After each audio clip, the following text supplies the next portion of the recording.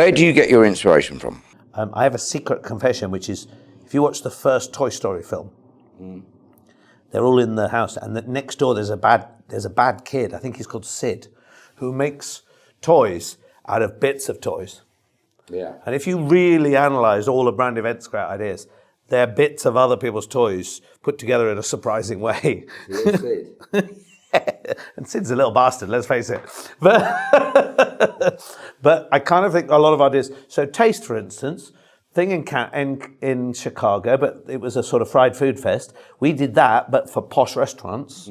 So that was clever, but it was innovation. It was incremental. Haymarket, with their old Autosport live action show, would say that Top Gear Live was a copy. And yeah, we had some different bits, made it more about a TV show, and we're off and running. Lots of our ideas are other people's ideas, but that's where I think our key point of difference is that we do them. You get on and do it. Most people don't do them. Most people say, I thought of that. Yeah, you probably did. We did it. So you went to a funeral recently. Of someone quite close? A guy, it was in South Africa, a guy who's the first person that had worked in Brand Events who died. Obviously, Richard Copley-Smith had been our chairman and he died, but this was one of our companions. Yeah. I wanted to go because I remember at my dad's funeral, my dad's boss telling me that my dad had been cool and he'd done great things at work. And I wanted to go and say this to his family and his friends. And it made me think about, aren't we lucky? We do these amazing jobs. We travel the world. Well, we do them down the road from us, but we change people's lives. We give people the days of their lives. And it's such a privilege to do that as a job. And the important thing along the way is to look at the people you're doing it with and remember this is just so much better than proper jobs. What would your funeral be? I think I need my funeral to be kind of like my 50th birthday party, which is just utterly showy off. Really kind of unnecessarily. I want my wife to sit there and go, this is terrible, by the way. No, I quite like it. I want my wife,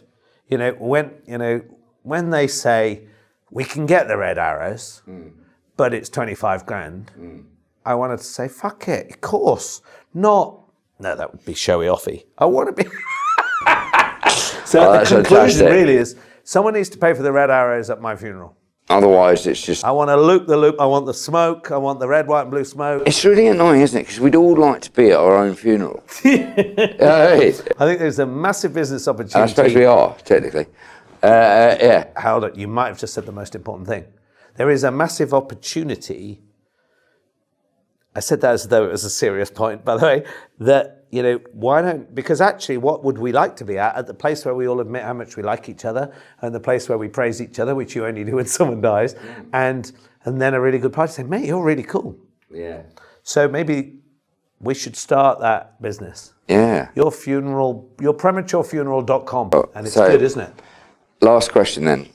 So, bucket list for Brand and also for you. I've got this idea, which is only a half an idea, about an event that you go to as an act of kindness. We talked about charity. So here's the idea, city of kindness, sort of. It might be called Show Up. You start a festival site on the edge of a town, and people who just want to go and do random acts of kindness go to this event. And what they do all day long is they get on a bus and they go into town and they stage a street party. They paint the nursery, they dredge the pond, they create book swaps or clothes. But in other words, it's a festival of goodness. Yeah. It's a living symbol of humanity being cool.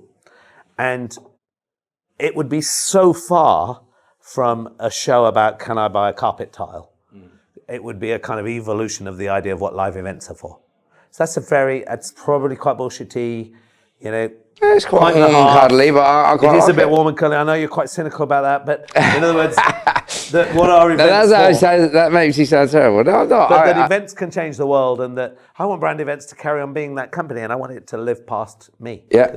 No, I like that. And then for me, I just want to carry on carrying on. I haven't got a bucket list of things I haven't done. I've got a list of things I'm wanting to do today and tomorrow, and it sounds a bit... I mean, my wife and I were talking about it the other day, saying it wouldn't really change very much. There's things you want for your kids and there's things you want for your friends. But I think we're all having a good time, aren't we? I am. Chris Hughes. This has been Chris Hughes, everyone. Great fun to talk to you, mate, as ever. What a laugh, thank you, mate. Really good fun. Cheers. We need to register itsyourfuneral.com. Oh, mate. I know, what a fucking great idea. We'll have the bastards. Yeah, absolutely. I'm looking forward to it. But only for rich people.